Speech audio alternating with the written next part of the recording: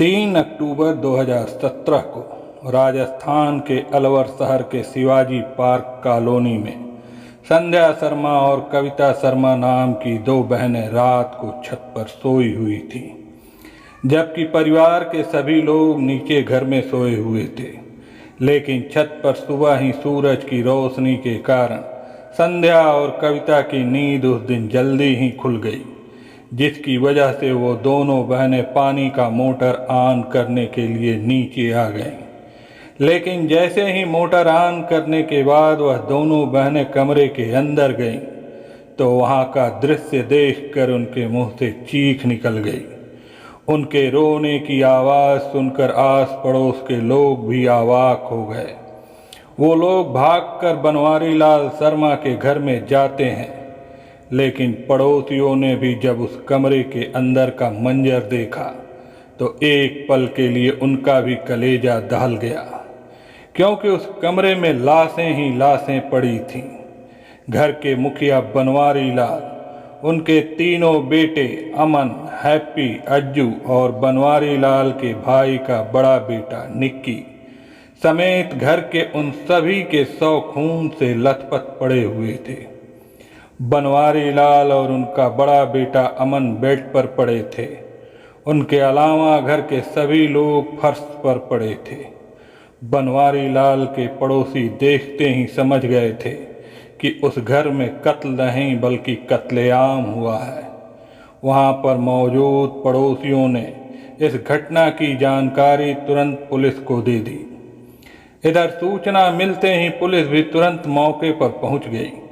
एक ही घर में 5 लाशों को देखकर पुलिस भी कांप गई। स्थानीय लोगों ने पुलिस को बताया कि बनवारी लाल और उनका बड़ा बेटा अमन अभी जिंदा हैं, यानी उनकी सांसें चल रही हैं।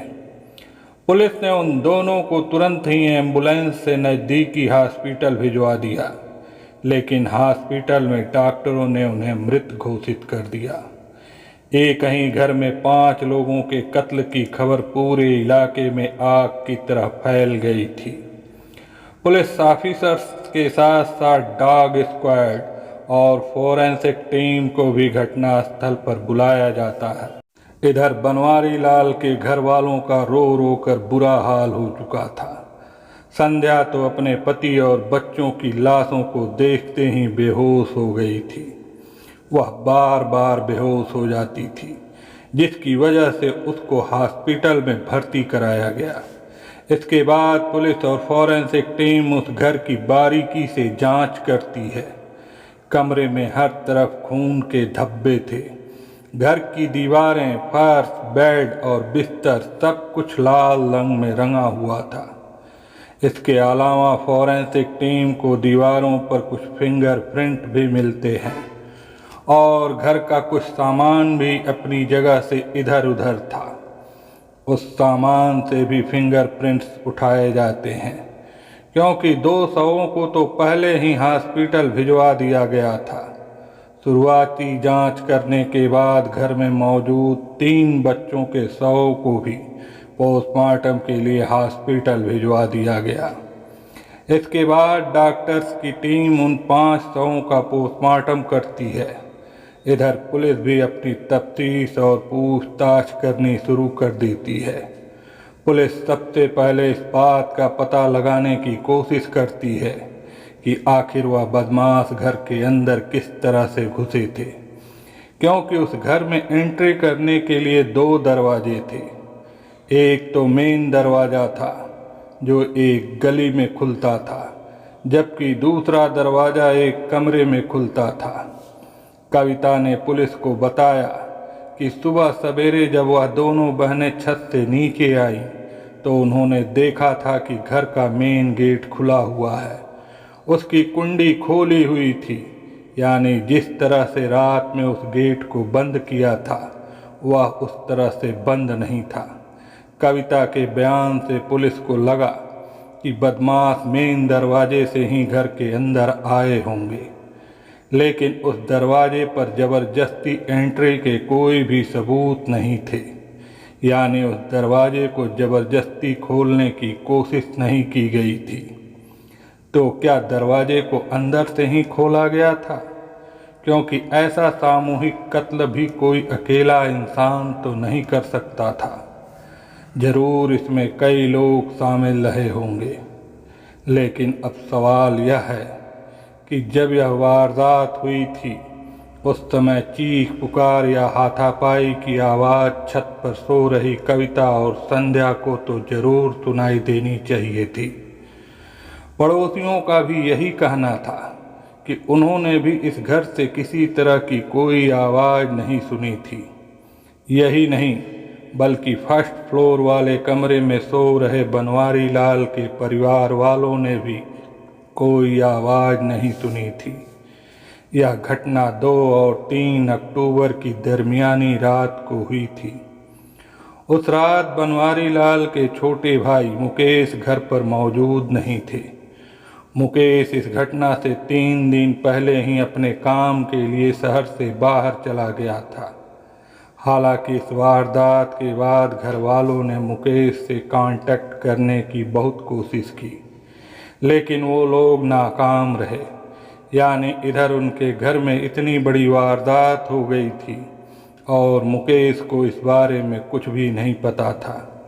इसके बाद पुलिस की कई टीमें बनाई जाती हैं और उन्हें अलग अलग काम सौंप दिए जाते हैं।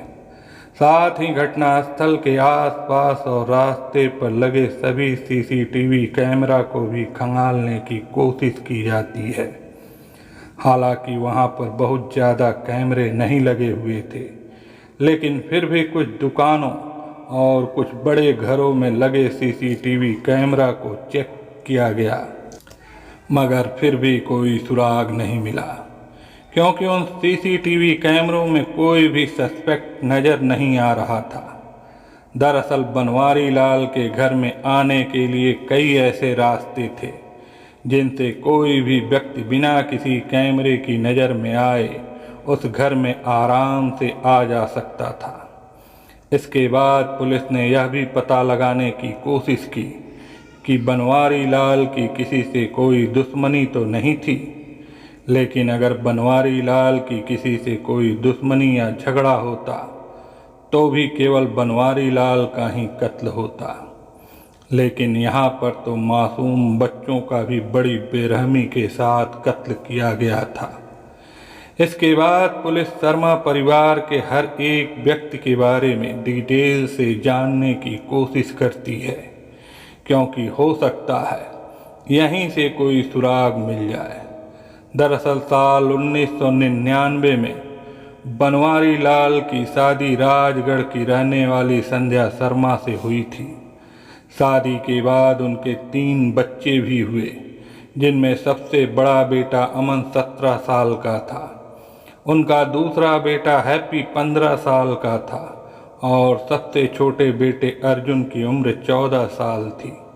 बनवारी लाल की शादी के कुछ साल बाद उसके छोटे भाई मुकेश की शादी भी बनवारी लाल की पत्नी संध्या की बहन कविता से हो गई थी। मुकेश और कविता के भी 2 बच्चे थे।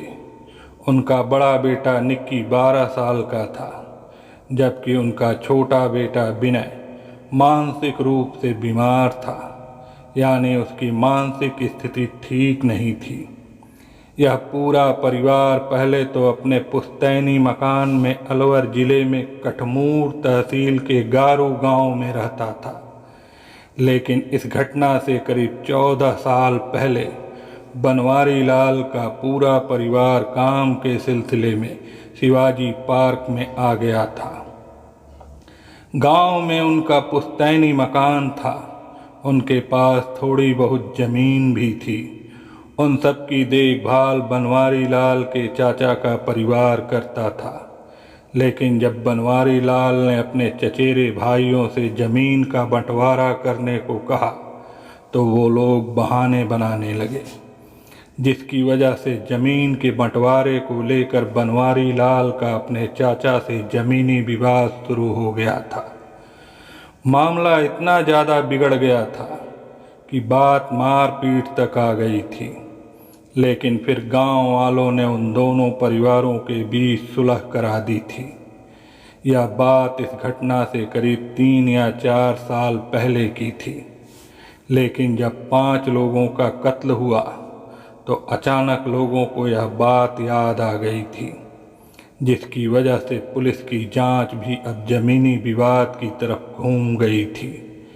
इस बात की पुष्टि करने के लिए पुलिस हॉस्पिटल में एडमिट बनवारी लाल की पत्नी संध्या से भी पूछताछ करती है। पूछताछ के दौरान संध्या ने भी यही कहा कि इस कत्ल के पीछे उसके पति के खानदान के लोग ही शामिल रहे होंगे, क्योंकि पहले भी उन्होंने ज़मीन को लेकर मारपीट की थी। अभी ये सारी चीज़ें चल ही रही थी, तभी किसी रिश्तेदार का ध्यान बनवारी लाल की स्कूटी पर गया। दरअसल बड़े बेटे अमन को टेट का एग्ज़ाम पास करने पर बनवारी लाल ने उसे एक स्कूटी खरीद कर दी थी, लेकिन अब वो स्कूटी घर पर नहीं थी। आस पड़ोस के लोगों से भी स्कूटी के बारे में पूछा जाता है, लेकिन किसी ने भी उस स्कूटी को वहाँ पर नहीं देखा था, और जब हर जगह ढूंढने पर भी वह स्कूटी नहीं मिली तो पुलिस ने अनुमान लगाया कि शायद कातिल ही स्कूटी को लेकर फरार हो गए होंगे। इधर पोस्टमार्टम करने के बाद घटना वाले दिन यानी 3 अक्टूबर की शाम को ही 500 परिजनों को सौंप दिए गए। अभी तक पोस्टमार्टम की रिपोर्ट नहीं आई थी, लेकिन पोस्टमार्टम करने वाले डॉक्टरों ने पुलिस को बताया था कि उन्हें लगता है कि कातिलों की इस परिवार से बहुत गहरी दुश्मनी रही होगी, जिस कारण बड़ी ही निर्ममता से उन सभी को कत्ल किया गया था। कत्ल करने के लिए किसी दोधारी चाकू जैसे हथियार का इस्तेमाल किया गया था, जिसके वार से हड्डियां तक टूट गई थीं। उन सभी के गले पर कट के निशान भी पाए गए थे। इसके अलावा पेट और दिल पर भी कई वार किए गए थे। साथ ही पोस्टमार्टम करने वाले डॉक्टरों ने पुलिस को बताया था कि उन 5 लोगों में से 4 लोगों को कोई नशीली चीज़ खिलाई गई थी, क्योंकि उन 4 लोगों के शरीर पर अपना बचाव करने के कोई भी निशान नहीं थे, और न ही वारदात के समय उनमें से किसी ने कातिलों का विरोध किया था। उनमें केवल बनवारी लाल का बड़ा बेटा अमन ही ऐसा था जिसकी बाँह पर चाकू के कई निशान मिले थे, जिससे लग रहा था कि उसने ही कातिलों का विरोध किया होगा। यानी अमन के अलावा बाकी सभी को बेहोशी की हालत में ही कत्ल किया गया था।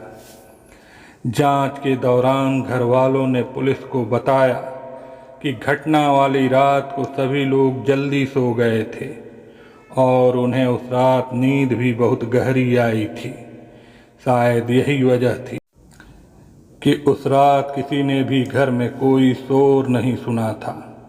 इधर पुलिस सोच रही थी कि पूरे परिवार को एक साथ इतनी गहरी नींद कैसे आ सकती है।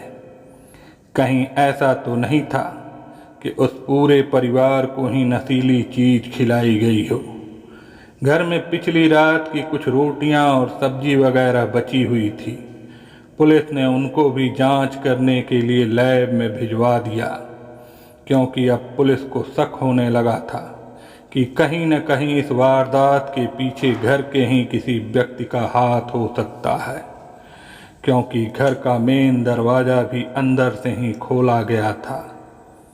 इधर पुलिस की टीम ने बनवारी लाल के बेटे अमन की स्कूटी को भी तलाश करना शुरू कर दिया था। इसी दौरान किसी ने पुलिस को खबर दी कि रेलवे स्टेशन के पास मंडी मोड़ पर एक लावारिस स्कूटी खड़ी है। पुलिस ने वहां लगे सभी सीसीटीवी कैमरा को खंगालना शुरू किया और यह पता लगाने की कोशिश की कि आखिर स्कूटी को यहाँ पर किसने पार्क किया था। आखिरकार पुलिस को एक सीसीटीवी फुटेज में 2 और 3 अक्टूबर की दरमियानी रात 1:48 पर 2 लोग स्कूटी से आते हुए दिखाई देते हैं। उनमें से एक व्यक्ति मंडी मोड़ पर ही रुक जाता है और वहां पर लगी पानी की टंकी में उस व्यक्ति ने अपने हाथ, पैर और मुंह धोया, जबकि दूसरा व्यक्ति उस स्कूटी को एक दीवार के पीछे ले जाकर लावारिस हालत में छोड़ देता है। इसके बाद वह दूसरा व्यक्ति भी पानी की टंकी के पास आता है। उसने भी अपने हाथ पैर धोए और फिर वे दोनों वहां से फरार हो गए। रात में अंधेरा होने की वजह से उनका चेहरा साफ दिखाई नहीं दे रहा था, लेकिन स्कूटी पर जो फिंगरप्रिंट्स पाए गए थे वो तीनों ही फिंगरप्रिंट्स मौकाए वारदात पर जो फिंगरप्रिंट्स मिले थे उनसे मैच हो गए थे। लेकिन वारदात वाली जगह पर एक और चौथे व्यक्ति के फिंगरप्रिंट भी मिले थे जो किसी से भी मैच नहीं हुए थे। इससे पुलिस ने अंदाज़ा लगाया कि केस में 4 लोग शामिल हैं और चौथा व्यक्ति जरूर कोई घर का ही है। पुलिस को घर वालों पर शक तो पहले से ही था, क्योंकि बनवारी लाल के छोटे भाई मुकेश का भी कुछ अता पता नहीं था। पुलिस को उस पर भी शक था। पुलिस अभी माथापच्ची कर ही रही थी, लेकिन फिर पुलिस को लगा कि इस बारे में अगर कोई सबसे ज़्यादा और सबसे सटीक जानकारी दे सकता है तो वो है बनवारी लाल की पत्नी संध्या शर्मा, जिसको तबीयत बिगड़ने की वजह से हॉस्पिटल में एडमिट कराया गया था। इसके बाद पुलिस हॉस्पिटल में पहुंचती है और डॉक्टरों से पूछती है कि संध्या को कब तक होश आएगा, यानी उसकी हालत कब तक ठीक हो सकती है, क्योंकि हमें संध्या से कुछ ज़रूरी पूछताछ करनी है। लेकिन तभी डॉक्टर कहता है कि मुझे ऐसा लगता है कि यह महिला बीमार नहीं है, बल्कि बीमार होने का नाटक कर रही है। पुलिस के लिए इतना ही काफ़ी था। इसके बाद पुलिस संध्या के पास जाती है और उसे जगाती है और जगाकर उसे हॉस्पिटल से सीधे पुलिस स्टेशन लेकर आती है। साथ ही संध्या के मोबाइल फ़ोन को भी चेक किया जाता है। उसके मोबाइल फ़ोन की CDR यानी कॉल डिटेल में पुलिस को एक नंबर मिलता है। उस नंबर पर इस घटना से कुछ दिन पहले तक संध्या की काफ़ी ज़्यादा बात होती थी, लेकिन इस वारदात के बाद अचानक से उस नंबर पर संध्या की बातचीत होनी बंद हो गई। आखिर वह नंबर किसका था? इस बात का पता लगाने के लिए पुलिस ने उस नंबर की कॉल डिटेल निकलवाई। कॉल डिटेल से पता चला कि वह नंबर हनुमान प्रसाद जाट और जैक का है, और जब हनुमान प्रसाद की लोकेशन पता की गई तो पता चला कि घटना वाले दिन यानी 2 अक्टूबर 2017 को रात 10:30 बजे से लेकर करीब 2 बजे तक उसकी लोकेशन बनवारी लाल के घर के आसपास ही थी। जैक उदयपुर का रहने वाला था। इसके बाद बिना देरी किए अलवर पुलिस की टीम उदयपुर पहुंचती है और जैक को अरेस्ट कर लिया जाता है। लेकिन जब उसे संध्या के सामने लाया जाता है तो जैक को पुलिस स्टेशन में अपने सामने खड़ा देखकर संध्या घबरा जाती है और वह अपना जुर्म स्वीकार कर लेती है। दरअसल संध्या ने ही अपने प्रेमी और 2 किराए के कातिलों के साथ मिलकर अपने पति और जिगर के टुकड़ों यानी 3 बच्चों और भतीजे का बड़ी ही बेरहमी से कत्ल कर दिया था। संध्या एक महत्वाकांक्षी लड़की थी।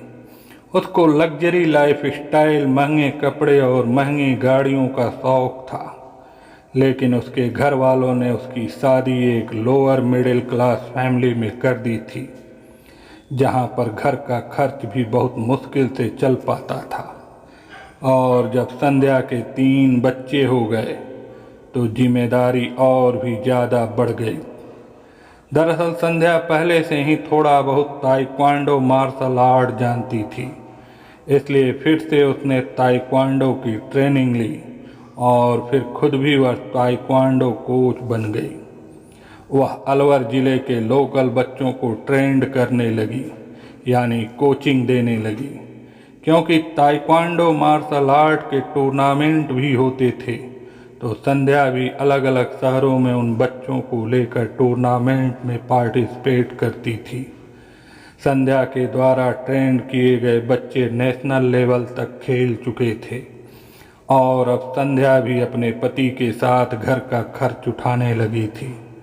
सब कुछ ठीक चल रहा था, लेकिन साल 2015 में एक टूर्नामेंट के दौरान संध्या की मुलाकात उदयपुर के रहने वाले हनुमान प्रसाद उर्फ जैक से हुई। हालांकि उस समय संध्या शादीशुदा थी और वो 3 बच्चों की माँ थी। वहीं जैक संध्या से 10 साल छोटा था, उसकी शादी भी नहीं हुई थी। हनुमान प्रसाद उदयपुर में ही बीपीएड का कोर्स कर रहा था, जिसकी वजह से उसका कॉम्बैट स्पोर्ट्स के टूर्नामेंट में भी आना जाना होता रहता था। ऐसे ही एक टूर्नामेंट के दौरान संध्या और जैक उदयपुर में मिले थे। क्योंकि संध्या खूबसूरत थी और उसे देखने से नहीं लगता था कि वह 3 बच्चों की माँ है। खैर, इस मुलाकात के बाद उन दोनों में दोस्ती हो जाती है और यह दोस्ती धीरे धीरे प्यार में बदल जाती है। उन दोनों के बीच शारीरिक संबंध भी बनने शुरू हो गए थे। जैक का एक दोस्त भी था जिसका नाम मट्टू सरकार था। वह अलवर जिले के लक्ष्मणगढ़ के किसी गांव का रहने वाला था। जैक अपने पुराने दोस्त मट्टू सरकार से मिलने के बहाने अलवर आता था और संध्या भी बच्चों को ताइक्वांडो की ट्रेनिंग देने के बहाने जैक से मिलने के लिए जाती थी। वह दोनों कई कई दिनों तक मट्टू सरकार के घर पर ही रहते थे, लेकिन यह एक्स्ट्रा मैरिटल अफेयर आखिर कितने दिनों तक छुप सकता था। और फिर एक दिन बड़ा बेटा अमन अपनी माँ को जैक के साथ देख लेता है। अमन सारी बात अपने पिता बनवारी लाल को बताता है। बनवारी लाल संध्या को बहुत डांटते फटकारते हैं और उसे समझाते हैं कि यह काम तुम्हें शोभा नहीं देता। तुम्हारे 3 बच्चे हैं, तुम्हें शर्म आनी चाहिए। लेकिन संध्या तो जैक के प्यार में इतनी अंधी हो चुकी थी कि वह कुछ समझने को तैयार ही नहीं थी, जिसकी वजह से संध्या के घर से बाहर जाने पर भी रोक लगा दी गई। लेकिन संध्या तो प्यार में बहुत आगे निकल चुकी थी। वो तो अब जैक से शादी करना चाहती थी, उसके साथ ही जिंदगी बिताना चाहती थी। संध्या और जैक का मिलना जुलना तो बंद हो गया था, लेकिन संध्या अब भी घर वालों से छिपकर जैक से फ़ोन पर बातें करती थी। लेकिन फिर अचानक इस घटना से 3 महीने पहले संध्या ने जैक से कहा कि अब उसके पति बनवारी लाल और बड़े बेटे अमन को रास्ते से हटाना ही होगा। शुरू में तो जैक ऐसा करने से मना कर देता है, लेकिन वह भी संध्या से प्यार करता था और उससे शादी करना चाहता था। इसलिए संध्या के बार बार कहने पर जैक भी तैयार हो जाता है। इसके बाद वह दोनों प्लानिंग करना शुरू कर देते हैं। कत्ल से करीब 2 महीना पहले जैक 2 फर्जी सिम खरीदकर एक सिम अपने पास रख लिया और दूसरा सिम संध्या को भिजवा दिया। उसने संध्या से कहा कि यह काम अकेले उन दोनों के बस का नहीं है, इसलिए जैक ने दीपक नाम के एक लड़के से बात की। दीपक थोड़े से पैसों के लिए इस वारदात को अंजाम देने के लिए तैयार हो गया। साथ ही दीपक ने अपने ममेरे भाई कपिल को भी इस खूनी प्लान में शामिल कर लिया। दीपक और कपिल मात्र 3000 रुपये में 2 कत्ल करने के लिए तैयार हो गए। इसके बाद इस घटना को अंजाम देने के लिए 2 अक्टूबर का दिन चुना गया। घटना से 3 दिन पहले यानी 30 सितंबर को जैक ने एक चाकू तो ऑनलाइन मंगाया, जबकि दूसरा चाकू उसने मार्केट से ही खरीदा था। साथ में वो लोग सर्जिकल ग्लव्स भी खरीदते हैं ताकि कत्ल करते समय मौकाए वारदात पर कोई भी फिंगरप्रिंट न छूटे। इसके बाद जैक ने नींद की गोलियां खरीद कर संध्या को दे दी। संध्या ने 2 अक्टूबर को डिनर तैयार किया। उस रात संध्या ने रायता बनाया था, जिसमें उसने बड़ी ही आसानी से नींद की गोलियां भी मिला दी थीं। इसके बाद घर के सभी लोग डिनर करते हैं, लेकिन उस दिन बड़े बेटे अमन की तबीयत ठीक नहीं थी। उसने रात में खाना नहीं खाया था और यही कारण था कि वारदात के समय अमन की नींद खुल गई थी। खाना खाने के बाद परिवार के सभी लोगों को नींद आने लगती है। सभी लोग सोने के लिए अपने अपने कमरे में चले जाते हैं। क्योंकि बड़े बेटे अमन ने खाना नहीं खाया था, उसे इतनी जल्दी नींद नहीं आ रही थी, लेकिन फिर भी वह कमरे में जाकर लेट गया। जाहिर सी बात है, संध्या ने भी उस रायते को नहीं खाया था। सभी घर वालों के सोने के बाद 9:40 पर संध्या अपने प्रेमी को फ़ोन करती है। जैक पहले ही उदयपुर से अपने दोस्त मट्टू सरकार के घर पर आया हुआ था। उसके साथ कपिल और दीपक भी थे। इसके बाद वह चारों दोस्त 10:30 बजे के आसपास संध्या के घर पर पहुंचते हैं। संध्या छत पर खड़ी उनका इंतजार कर रही थी। उसने जैक को इशारा करके बताया कि घर में सभी लोग सो चुके हैं, लेकिन वे लोग उस समय सिर्फ रेकी करने के लिए आए थे।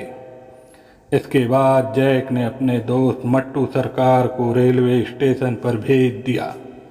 वहाँ से मट्टू सरकार वापस अपने गांव चला गया, लेकिन दीपक, कपिल और जैक ये तीनों लोग इधर उधर टाइम पास करते रहते और फिर 1 बजे के आसपास वो तीनों बनवारी लाल के घर पर पहुँचते हैं। संध्या पहले ही उनके इंतजार में खड़ी थी। जैसे ही वे लोग वहाँ पहुँचे तो संध्या ने नीचे जाकर घर का मेन गेट खोल दिया। उसने जैक से कहा कि वह यहीं दरवाजे पर ही रहेगी, लेकिन तुम लोग अंदर जाओ और जल्दी से अपना काम खत्म करो। इसके बाद जैक और उसके साथी कमरे में पहुँचे।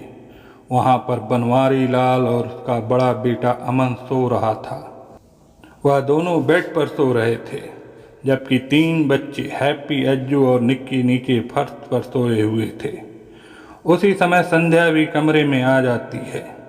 सबसे पहले किराए के दोनों कातिलों ने बनवारी लाल के हाथों को पकड़ा। संध्या ने अपने पति के पैर पकड़ लिए। इसके बाद जैक ने बनवारी लाल के गले पर चाकू चला दिया। जैक ने बनवारी लाल पर ताबड़तोड़ कई वार किए। बनवारी लाल को कत्ल करते समय बड़े बेटे अमन की नींद खुल गई। उसने सब कुछ देख लिया था। वह शोर मचाने वाला ही था, लेकिन इससे पहले कि वह कुछ कर पाता, कातिलों ने उस पर भी हमला कर दिया। अमन मार्शल आर्ट का खिलाड़ी था। अमन भी उनका विरोध करने लगा, जिसकी वजह से जैक और दोनों कातिलों को भी कई चाकू लगे थे, लेकिन उन्होंने अमन को भी मौत की नींद सुला दिया। इसके बाद जैक ने हैप्पी, अज्जू और भतीजे निक्की को भी खत्म कर दिया। उन सबको खत्म करने के बाद संध्या ने अपनी स्कूटी की चाबी जैक को दे दी और किराए के कातिलों को तयशुदा रकम यानी 3000 रुपये भी दे दिए। इसके बाद वह तीनों बनवारी लाल की स्कूटी लेकर फरार हो जाते हैं। इधर संध्या ने अपने कपड़ों को साफ किया और घर की छत पर अपनी बहन के पास जाकर सो गई। उधर वो तीनों कातिल पहले रेलवे स्टेशन पर पहुँचे। जैक वहीं पर उतर गया। इसके बाद वो दोनों किराए के कातिल स्कूटी को लेकर मंडी मोड़ पर आ गए और यहीं पर वो लोग कैमरे में कैद हो गए थे। वहाँ पर उन्होंने अपने हाथ पैर मुंह धोए और उन्होंने स्कूटी को वहीं पर छोड़ दिया और फिर ऑटो में बैठकर वो दोनों भी अपने अपने गांव के लिए निकल गए। जैक भी ट्रेन पकड़कर उदयपुर पहुंच गया। इधर सुबह होते ही संध्या ने रोने धोने का ड्रामा शुरू कर दिया। जबकि वारदात में इस्तेमाल किए गए चाकू को जैक ने राजगढ़ रेलवे स्टेशन के पास बहने वाले नाले में फेंक दिया था, जिसे बाद में पुलिस ने बरामद कर लिया था। जांच में पाया गया कि किराए के कातिल दीपक और कपिल दोनों ही नाबालिग थे, जिसकी वजह से उन दोनों को बाल न्यायालय में पेश किया गया। वहां से उन्हें बाल सुधार गृह भेज दिया गया था। वहीं संध्या शर्मा और हनुमान प्रसाद का केस एडिशनल सेशन कोर्ट में चलाया जाता है। करीब 6 सालों तक चले इस केस में 77 गवाहों को पेश किया गया। आखिरकार 21 मार्च 2023 को कोर्ट ने संध्या शर्मा और हनुमान प्रसाद को आईपीसी की धारा 302, 201, इसके अलावा और भी कई धाराओं के तहत 50-50 हज़ार रुपये जुर्माना और उम्र कैद की सज़ा सुनाई। दोस्तों, इस घटना से आपको क्या सीख मिली? कमेंट बॉक्स में आप हमें ज़रूर बताएं। और हाँ, इस तरह की और कहानियों के बारे में जानने के लिए आप इस चैनल को ज़रूर सब्सक्राइब कर लें, ताकि हमारी आने वाली अन्य कहानियों की नोटिफिकेशन आपको तुरंत मिलती रहे। धन्यवाद।